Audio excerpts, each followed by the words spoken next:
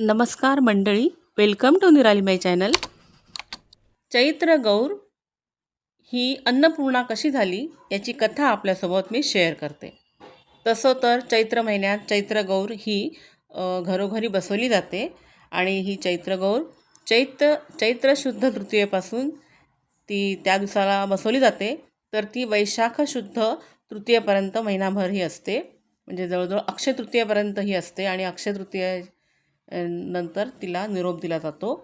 तर महिनाभर तिची पूजा केली जाते, झोपाळ्यावर तिला बसवलं जातं आणि हा चैत्रगौरीचा हा उत्सव असतो महिनाभर. शुभचिन्हांची रांगोळी काढली जाते. त्या शुभचिन्हांमध्ये आंब्याचं झाड, आंबा, शिवपिंड, बेलाचं पान, तुळस, गोपद्म, स्वस्तिक असे अनेक त्रिशूळ, ध्वज, अनेक असे शुभचिन्ह असतात. त्या शुभचिन्हांना चैत्रांगण रांगोळी असं देखील म्हटलं जातं. तर ही गौरी अन्नपूर्णा कशी झाली त्याची सुंदर कथा अशी आहे. तर गौरी ही भौतिक समृद्धीची देवता आहे. अन्न, धान्य, वात्सल्य, धनसंपत्ती, सौंदर्य, मांगल्य आणि कौटुंबिक सौख्य हे सारं काही तिचीच कृपा, म्हणजे पार्वतीचीच ती कृपा आहे. आणि शिव म्हणजे विशुद्ध ज्ञान, योग आणि वैराग्य. आणि पार्वती म्हणजे वात्सल्य, अन्नधान्य, समृद्धी, मांगल्य असं. तर एकदा शिव आणि पार्वती हे कैलास पर्वतावर निवांत गप्पा मारत आहेत बसून. तर बोलण्याच्या ओघामध्ये शिव म्हणाले, ब्रह्म सत्यम जगत मिथ्या. म्हणजे ब्रह्म हेच सत्य आहे आणि बाकीचं सर्व मिथ्या म्हणजे खोटं आहे. पार्वती म्हणाली, अहो हे सुंदर विश्व आहे, ते सुद्धा खोटं आहे का? शिव म्हणाले, हो ते सुद्धा खोटं आहे, आभासी आहे. मग पार्वतीने दुसरा प्रश्न विचारला की हे सौंदर्य आहे, मांगल्य आहे, जे सृष्टीमध्ये नातीगोती आहेत, तेही असत्यच आहे का? त्यावर शिव म्हणाले, हो ते सुद्धा असत्यच आहे, आभासी आहे. मग पार्वती म्हणाली, मग आपण खातो ते अन्न तरी सत्य असेल, खरं असेल का? तेही आभासीच आहे, असत्य आहे असं तुम्ही म्हणता आहात आणि ब्रह्मतत्व सत्य आहे असं तुमचं म्हणणं आहे. त्यावर शिव म्हणाले, हो आपण जे अन्न खातो ते सुद्धा आभासीच आहे आणि फक्त ब्रह्मतत्व तेच सत्य आहे.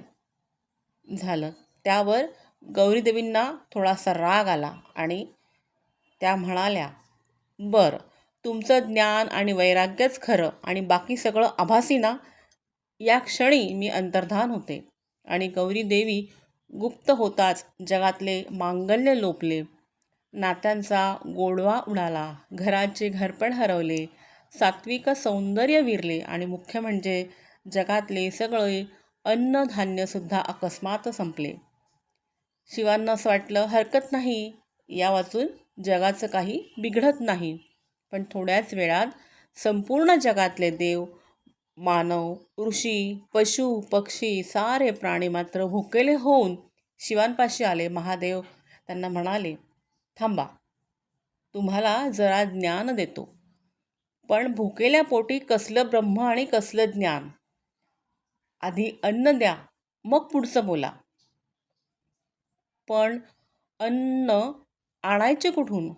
कोणीतरी सांगितलं, संपूर्ण विश्वात फक्त काशीनगरीत एक घर आहे, तिथेच अन्न उपलब्ध आहे. सगळ्या प्राणीमात्रांच्या वतीने शिव याचक म्हणून तिथे भिक्षा मागायला गेले. ओम भवती भिक्षां देही, आतून एका गृहिणीचा नाजूक आवाज आला. महादेवा, भिक्षेत काय देऊ, ज्ञान की वैराग्य? महादेवांनी पाहिलं, आत सुवर्ण सिंहासनावर साक्षात पार्वती बसली आहे. मांगल्य लेऊन, पावित्र्य पांघरून, समृद्धीचे अलंकार घालून आणि तिच्या हातात आहे अन्नाचे अक्षय पात्र. वात्सल्याच्या पळीने ती प्रत्येक जीवाला अन्न देऊन तृप्त करते आहे. प्रपंचाशिवाय परमार्थ आणि प्रवृत्ती वाचून निवृत्ती, शक्तीविना शिव अपूर्णच आहेत. हा साक्षात्कार शिवांना त्यावेळेस झाला. शिव म्हणाले, ज्ञान वैराग्य प्राप्त होण्यासाठी आधी शरीरामध्ये शक्ती आणि मनात शांती असायला हवी. त्यासाठी सकस अन्न हवे. अन्न हे पूर्ण ब्रह्म, त्याचीच भिक्षा द्या. ज्ञान वैराग्य सिद्ध्यर्थम भिक्षाम देहीच पार्वती. पार्वती हसली. तिने आनंदाने शिवांना भोजन दिले. शिव तृप्त होताच जगातले जीव देखील तृप्त झाले. त्या तृप्त अंतःकरणाने महादेव म्हणाले, तू सदाशिवाला सुद्धा अपूर्ण करणारी सदापूर्ण आहेस. जगाची आई बनून अन्न पुरवणारी तू अन्नपूर्णा आहेस. साध्या गृहिणीच्या रूपातली ती शंकराची प्राणवल्लभा अन्नपूर्णा म्हणून विख्यात झाली. आणि ही अन्नपूर्णा जगातल्या सगळ्याच गृहिणींचं प्रतीक आहे.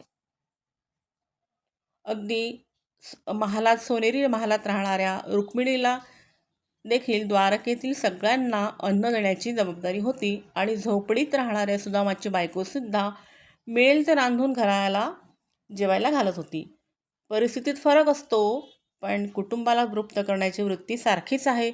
आणि कदाचित हीच आठवण राहावी म्हणून नववधूला लग्नामध्ये माहेरून अन्नपूर्णा देतात. तिची रोज पूजा करत गृहिणीने सकस अन्न शिजवावं, नाती जपावीत आणि घराला घर पण द्यावं. हे सगळं करत असताना गृहिणी कुठे काय करते असा प्रश्न कोण विचारला तर त्या गृहिणीच्या रूपातील जी चैत्रगौर आहे तिची आठवण करावी. ही कथा आपण ऐकलीत की नाही? तर या कथेतूनच आपल्याला कळते की पार्वती हीच चैत्रगौर आणि म्हणजेच अन्नपूर्णा झालेली होती. आणि तिने शिवांसह सगळ्यांना भोजन देऊन तृप्त केलं होतं. आणि म्हणूनच नवविवाहित तरुणीला माहेरून अन्नपूर्णा दिली जाते. ते यासाठीच की पार्वती रूपात असणाऱ्या अन्नपूर्णेने जसे शिवांसह सर्व सृष्टीतील प्राणीमात्रांना भोजन देऊन अन्न देऊन तृप्त केलं, त्याचप्रमाणे विवाहित स्त्रीने देखील तिच्या घरातील कुटुंबातील लोकांना भोजन अन्न रांधून आणि करून तृप्त करावे. म्हणून ती अन्नपूर्णा तिला लग्नाच्या वेळेस दिली जाते. म्हणून पार्वतीचेच किंवा गौरीचेच दुसरे नाव अन्नपूर्णा असे आहे. तर गृहिणी रूपात असणाऱ्या अन्नपूर्णेला शतशः नमन.